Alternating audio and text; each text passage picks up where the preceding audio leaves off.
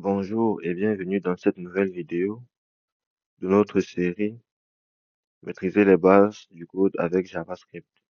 Aujourd'hui, nous allons découvrir comment faire interagir JavaScript avec une page web. Nous devons avoir alors trois étapes. En un, comment récupérer un élément d'une page, comment le modifier en deux, et enfin, comment créer un nouvel élément HTML avec ce JavaScript. Mais avant, nous allons d'abord vérifier la structure de notre code HTML. Ici, comme précédemment, nous avons la même structure à un détail près. Nous avons déplacé la balise qui appelait le JavaScript et nous l'avons mise en bas. Pourquoi? Parce que si on le met dans le header, le JavaScript va se charger avant la page et ne pourra pas récupérer les éléments que nous avons utilisés, que nous allons utiliser dans le code JavaScript. C'est pourquoi on le met en bas. Donc ici, nous avons un titre, euh, un paragraphe et un conteneur. Voilà. Donc, nous allons commencer par la première partie qui est de récupérer un élément dans une page web. Pour cela, j'ai préparé un petit code qui va nous le faire découvrir. Donc, ici, je récupère l'élément grâce à son ID avec document.querySelector et l'ID où je récupère avec la classe avec document.querySelector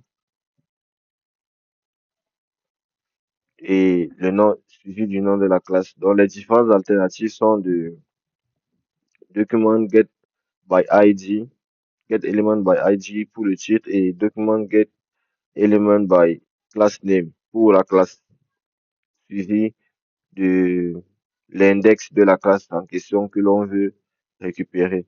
Donc, nous allons vérifier si effectivement nous avons récupéré ces éléments avec la console. Donc, ici, je vais juste actualiser et voyons que nous avons bel et bien récupéré le premier élément qui avait l'ID titre et le deuxième élément qui avait la classe texte. Donc, avec Query Selector, on utilise la même logique que dans le CSS avec un dièse pour les ID et un point pour les classes. Une fois sélectionné, on peut afficher dans la console ou les manipuler dans notre code. Ce qui nous fait venir à la deuxième partie qui est comment modifier un élément d'une page web. Donc maintenant, voyons comment modifier le contenu de de ces éléments. Donc, tout d'abord, nous allons changer le texte de mon titre qui va quitter de précédemment de bonjour tout le monde à bienvenue dans ma page JavaScript. Vérifions. Vous voyez que le contenu a bel et bien changé. Nous sommes quittés de la version précédente à celle-ci qui est bienvenue dans ma page JavaScript. Ensuite, nous allons changer le style de notre élément. Donc, pour changer le style, nous voyons, on change la couleur, la taille et le background. On reprend, on a changé la couleur, la taille et le background. Et petite précision, pour les changer avec point text content, on modifie le texte avec point style, on peut changer la couleur, la taille ou toutes les propriétés CSS que vous avez vues précédemment. Et si je voulais encore aller plus loin, j'aurais utilisé la modification des classes avec class list.add, avec class list.add ou class remove,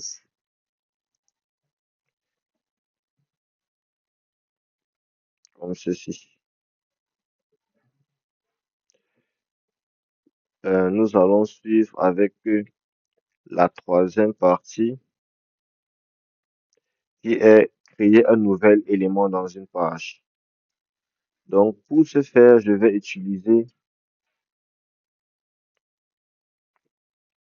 document.createElement, ensuite mettre la balise que l'on veut utiliser, que l'on veut créer. Mais si on actualise la page, vous allez vous rendre compte que aucun élément de paragraphe n'existe. Donc, nous devons ajouter du texte à ce paragraphe. Donc, pour ajouter du texte à ce paragraphe, comme précédemment, on va utiliser text content et mettre le contenu du paragraphe. Mais cela ne sera toujours pas suffisant pour que celui-ci puisse s'afficher sur notre page. Donc, on va ajouter le paragraphe à notre body avec .append field. Donc, ici, à notre body, j'ajoute ce que je peux dire un enfant qui se nomme nouveau paragraphe. Et allons vérifier. Ceci est un nouveau paragraphe créé par JavaScript. Donc, ici, on ne peut pas juste ajouter que des textes, que du texte. On peut aussi ajouter des boutons. Pardon. Ici, on va ajouter notre bouton dans un conteneur précis. Puisque là, on l'a ajouté dans le body, il s'est mis à la fin.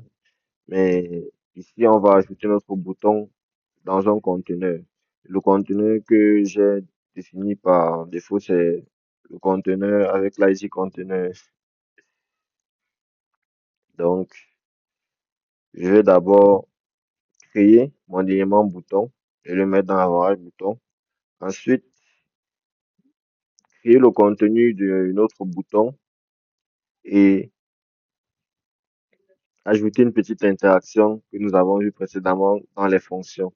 Mais ici, dans ce JavaScript, nous allons utiliser l'attribut onClick pour que la fonction puisse s'exécuter.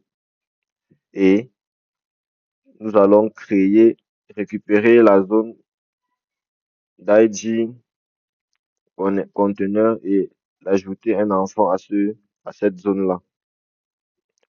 Donc, avec document query selector, conteneur, notre conteneur, ici, nous allons l'ajouter un enfant bouton. Vérifions cela tout de suite. Et vous voyez bien que nous avons ajouté le bouton cliquez-moi sur lequel, quand on clique, notre fonction se déclenche et nous avons le bouton cliquer.